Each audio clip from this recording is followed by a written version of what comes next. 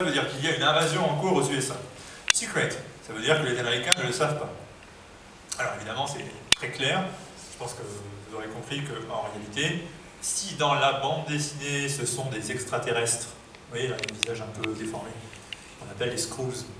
Les Skrulls, ils ont le pouvoir de prendre votre apparence. Donc, par exemple, si nous étions dans une BD Marvel, peut-être qu'un extraterrestre aurait pris votre place et vous seriez en animation suspendu sur leur planète.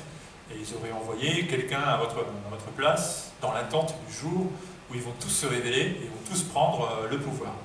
Alors c'est exactement le principe des, malheureusement, des terroristes qui ont réussi à prospérer sur le sol américain pendant des années, qui ont pris des cours de vol bien tranquillement en Europe avant de rentrer aux USA, qui se sont tous embarqués sur les avions sans que personne ne comprenne, jusqu'au jour où l'Amérique, un beau matin, s'est réveillée avec la catastrophe que nous avons tous connue. Donc c'est exactement ça. Les Américains ont la phobie, désormais, après le 11 septembre, de se rendre compte qu'ils ne pourront rien faire pour arrêter l'ennemi, parce que l'ennemi est déjà là. Il est parmi eux, et ils ne peuvent pas l'identifier, ils ne peuvent pas le reconnaître. Ça peut être le voisin, ça peut être un ami, ça peut être n'importe qui, et on ne peut pas savoir qui est l'ennemi. C'est exactement le principe de ces extraterrestres qui prennent notre apparence. Ils sont là depuis des années et on ne le sait pas. Donc c'est exactement ça. Donc il y a un parallèle très fort entre les deux. Alors, tout à l'heure on a parlé de Civil War.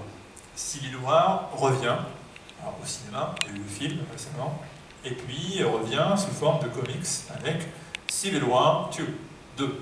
C'est en ce moment, c'est de l'actualité, c'est en VO, donc ça sortira en France dans quelques mois, parce que vous savez, il y a un décalage pour qu'on puisse traduire les bandes dessinées américaines.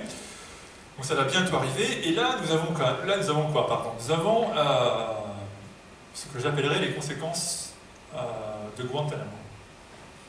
Alors, Guantanamo, c'est quoi? En gros, c'est vous êtes soupçonné de terrorisme, on n'a pas les preuves, mais c'est pas grave. L'important, c'est qu'on ait des soupçons. Donc on va vous emprisonner, et puis à partir de là, on va essayer de soutirer les renseignements nécessaires pour valider, on va dire, l'arrestation. Alors évidemment, une bonne partie des gens qui sont à Guantanamo l'ont cherché. Je ne suis pas en train de dire qu'ils sont tous innocents et c'est scandaleux. Maintenant, les Américains ont quand même bien profité de la situation pour justifier des choses qui sont légèrement en contradiction avec les droits civils des individus. Si vous regardez ce qui se passe dans la politique française aujourd'hui, vous comprenez, suite aux attentats par exemple, que certains politiciens aujourd'hui souhaiteraient que l'on modifie la Constitution ou que l'on vote des lois qui permettraient, sur la base du simple soupçon, sur la base de la simple présomption, de pouvoir intervenir, arrêter quelqu'un et le mettre hors d'état de nuire, sans avoir aucune preuve tangible, juste sur la base d'un soupçon. C'est exactement ce que nous raconte Civil War numéro 2.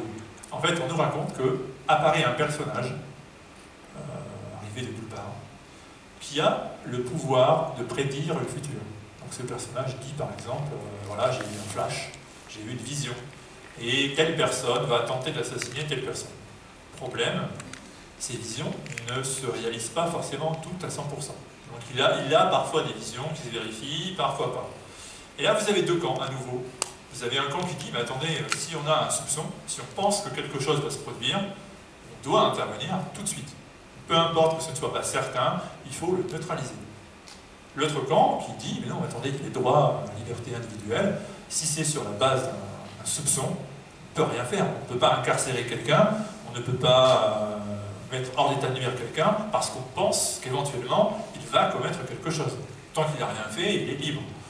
Et donc nous avons les deux camps qui vont s'opposer. Et là où c'est drôle, effectivement, tout à l'heure on en parlait, c'est que Iron Man, qui était jusque-là l'emblème du gouvernement, cette fois-ci, il va être plutôt dans le camp de ceux qui disent « mais non, mais attendez, on ne peut pas incarcérer quelqu'un juste parce qu'on pense qu'il va faire ». Et en face de lui, il y a une autre faction qui, par contre, va lutter pour ça. Donc vous voyez, c'est très moderne, c'est vraiment d'actualité.